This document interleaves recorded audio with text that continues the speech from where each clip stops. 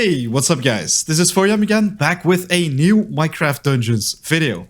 Today's video will be my ultimate unique farming guide, because currently we have so many different places where you can get your hands on uniques, so many different loot tables with different rewards, and of course you want to get your hands on them as fast and efficiently as possible. Sometimes this can be a little bit tricky, especially if you're looking for a certain item. I will show you all the best places to farm for them, so guys, let's get right to it. Let's hunt for some uniques. Oh yes, uniques guys. These are of course the favorite items of every single one of you guys on this game, because they don't only look super shiny, but they are also pretty awesome with their abilities. They always have extra built-in enchantments. They are definitely the strongest items out there, so why not farm for them? Alright, so guys, here we are in the base camp. This is usually the place where I start my recordings, but seriously, only a couple minutes ago, I double-checked if we already had a guide like this one on YouTube that allows you to farm uniques very fast and efficiently. But we don't. We really don't. We did have different channels, different videos popping up stating that they have a very nice farm. They just found out that certain obsidian chests, they always spawn at the same place every single time in certain levels. And they say like, this is the way to go, guys. This is how you can get your hands on those uniques. But seriously, we currently have 3 new DLCs as well. We also have so many more different ways to get your hands on uniques. So I think, guys, it is time to show you guys the perfect places, the perfect ways how you can get your hands on those different uniques, not just the ones on the Soggy Cave or the Desert Temple. We're going to showcase every single thing that you should do, as just like I did with the seasonal trial video, show you all the details that you want to focus on, and of course to make it yourself as fast and easy as possible.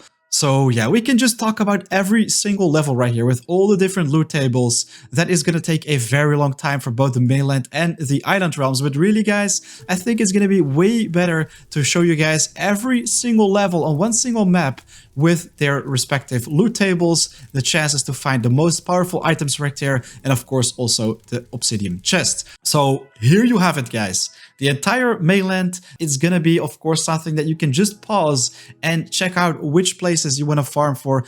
It actually took a very long time guys to make these with Photoshop, so it would be very much appreciated if you can just hit that like button for a second and also subscribe with your notifications on. So I made a map of every single level right here with all the loot tables. You can also see the chances of a secret obsidian chest popping up.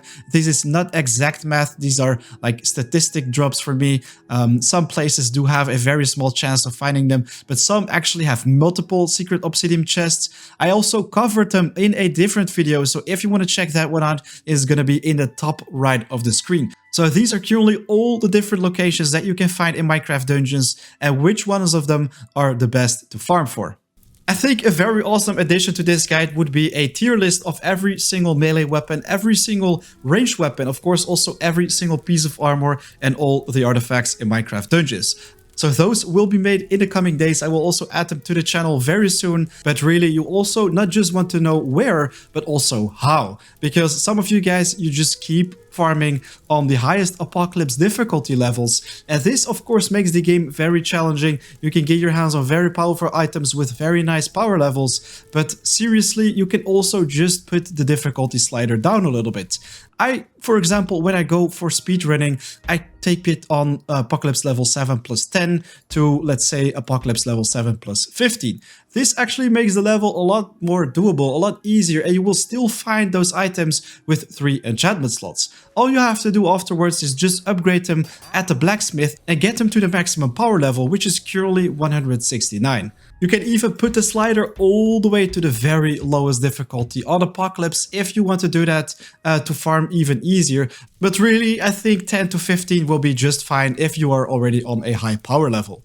And guys, if you're actually just farming for these items for the sake of collecting them, having them as collectibles in your inventory to just get your hands on every single one of all those uniques, why even bother doing this on the Apocalypse difficulty? You can actually just go for the default difficulty, and these will also drop the items, the uniques, without a problem. Of course, you definitely have to make sure that you double check the gear drops, because on this loot table we currently only have 4 different items: the battle staff, the tempest knife, the dual crossbows, and the climbing gear. But of course, if you crank up the difficulty, this will also increase the different amount of items you can find. And yes, the higher your difficulty, the more enchantment slots. But if it's just for collectible sake, I'd say go on default if you have the chance. Let's be honest though, if you are on maximum power level already, I think you can just go for Apocalypse level 7 plus 10 because it will also feel like default difficulty. The mobs will just hit you a little bit harder, but you can pretty much one-hit kill any of them. So I just talked about all the different places which you can farm for, all the different loot tables which are in Minecraft dungeons, and also on which difficulty you should do it in order to get your hands on a certain item, both for collectible sake and also to get your hands on one that is very strong for a future build. But this is not the only place where we can get our hands on uniques. You can also just trade with the merchants, really guys. Every time when you completed a level, just visit the village merchants, and if you're not going for uniques, well, of course, this guy will be perfect. But if you actually want to go for uniques, then you should go to the luxury merchant himself. Right now, he is just selling 2 uniques to me. Sometimes he even sells 3 of them. That is very awesome to see. So we've got the Venom Glaive right here with some pretty decent enchantments. Then also the Fortune Spear. But I don't really recommend restocking quite often because this will start to cost a lot of money. Right now, it's going to cost 800. When I restock once again, it's going to be 1,600, etc., etc. And wow, this is actually a pretty funky one. 30% chance to summon a bee when hit, and also the Tumblebee right there to summon even more of them, and a lightning harp crossbow. So what you want to do, guys, is actually combine this with upgrading your gear. So what I always do is just put some items at the blacksmith. Right now it is 2 to 3, so I just have to run 1 more level in order to upgrade all these on a very low Apocalypse plus difficulty. And then also all the village merchants will reset. I mean, the village merchant, the luxury merchant, etc., etc. So you will have another chance of looking at the new stock of this merchant. We also have the mystery merchant right here. I am not really sure if you guys want to waste money on this guy because it's literally playing like the lottery for me personally. I wasn't very lucky on the lottery yet, and I'm not really sure why there is a dent in this sword. Does it actually mean that we get a unique? Yes, guys. I'm just kidding, guys. It's always a dent with the sword. So if you buy something like that, I think I just got super lucky. But this Stormlander was a pretty good catch. Sometimes with the mystery merchant, you can actually get your hands on a unique. But in general, this is not going to be the case. Look at all the weapons I bought afterwards. They are not much of great value, honestly. Of course, guys, this is a multiplayer game, so make sure to not only farm for uniques on your own, you can actually also give them to friends, and friends can also give them to you. So just visit the gift wrapper every now and then, exchange some items with friends. This will make your farming so much faster and more efficient.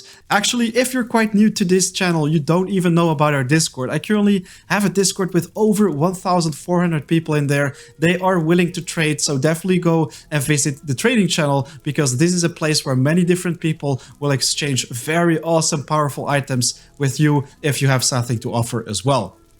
So yes, trading can be very nice, but what if you don't have anything to offer, or if you don't want to trade at all? If you just want to get your hands on those very cool items entirely on your own? Well then, guys, there are some levels that I can definitely recommend. I pretty much call them hotspots in Minecraft dungeons, the best places to farm for uniques, so let's mark them on the map. We have different ones right here. For example, the first one is the Suggy Cave. In my opinion, this is still a very awesome place to farm. Very fast and efficient farms, still very consistent, even after the Howling Peaks DLC update, where they pretty much fixed the door glitch, which allowed you to run this level in less than 25 seconds.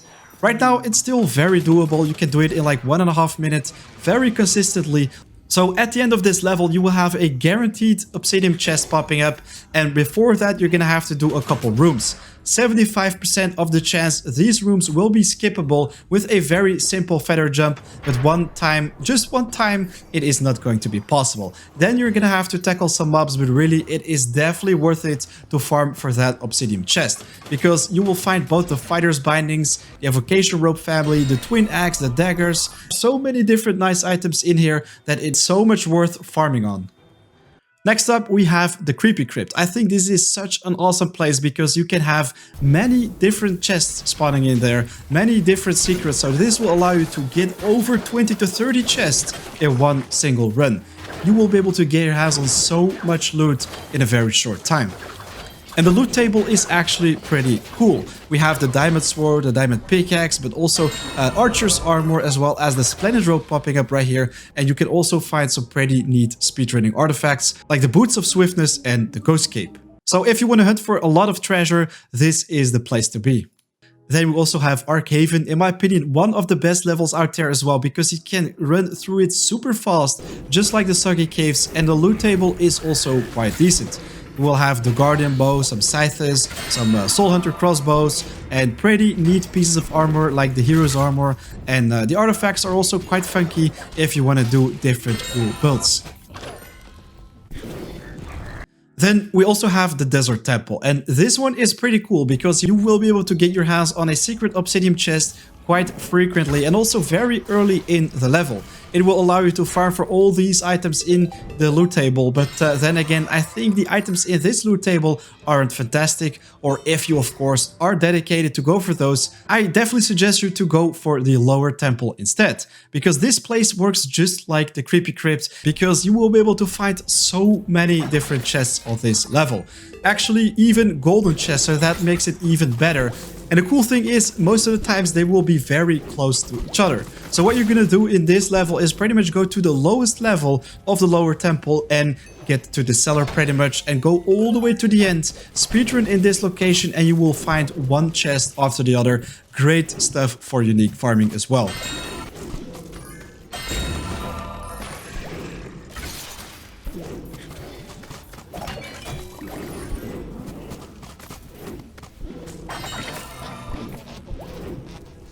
I think the Fire Forge is also a very awesome place, a little bit underrated actually, because you will be able to find even more obsidian chests right here. Just like on the lower temple, you can get at least 2 obsidian chests on this place sometimes if you're a little bit lucky. There are actually 2 different rooms that you're gonna look after. One looks exactly like this. It will have all these small branches, and if you have many chests, many secrets popping up on the map, then you can actually explore some hidden chests right here, which are great stuff. The next one has some kind of pyramid shape. You can enter this one and it will bring you to a very awesome magma room, let's say. It reminds me a little bit of the place where Smeagol or Gollum falls into the lava and destroys the ring, the golden one ring in the Lord of the Rings. But this is a very cool place where you can find even more secrets and more obsidian chests, which is great stuff.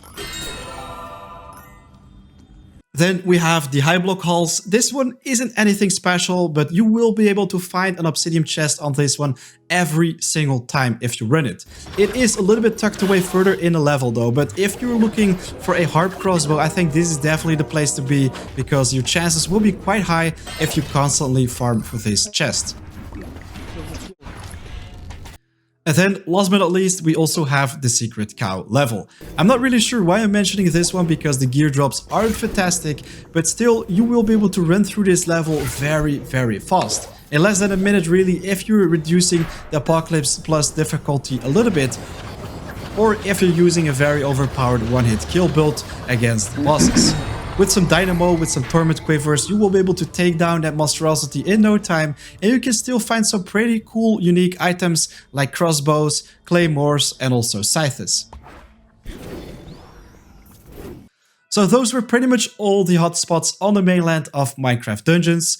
We can also cover the island realms if you want in a future video, but of course that is gonna take a little bit more time. If you want me to do that, definitely make sure to leave it in the comments down below. I will be able to show you guys the best places to farm for those DLC exclusive weapons and armor, and of course also the artifacts if you're up for that. But I think this is already a lot of information to farm for uniques. Now you know exactly what to focus on, where you should go to with the loot tables, and also on which difficulty you want to do them if you want to get the best out of it. Alright, so guys, there you have it. Pretty much everything I wanted to talk about to get your hands on uniques as fast and efficiently as possible. Now you know where to go, what to focus on, etc, etc. Of course, it would be very much appreciated if you can just hit that like button for a second, because it took a very long time to make this video. And of course, also, if you're new to the channel, make sure to subscribe, because there is so much more Minecraft and Minecraft Dungeons coming your way. By the way, if you have a suggestion for a future video, just leave it in the comments down below as well. For example, if you want me to explain a certain thing in this video a little bit more in depth, I am all ears. Also, if you want to get your hands on a certain unique very quickly, you can also just check out the Discord because we have a very awesome community right there with a trading channel. We also have looking for group channels, which will allow you pretty much to team up with other people, do some crossplay, get your hands on uniques together. I think that is the most fun way to get your hands on uniques, but seriously, right now it is 4 AM out. Once again, big thanks for watching. I'll see you guys very soon, so take care. Till next time.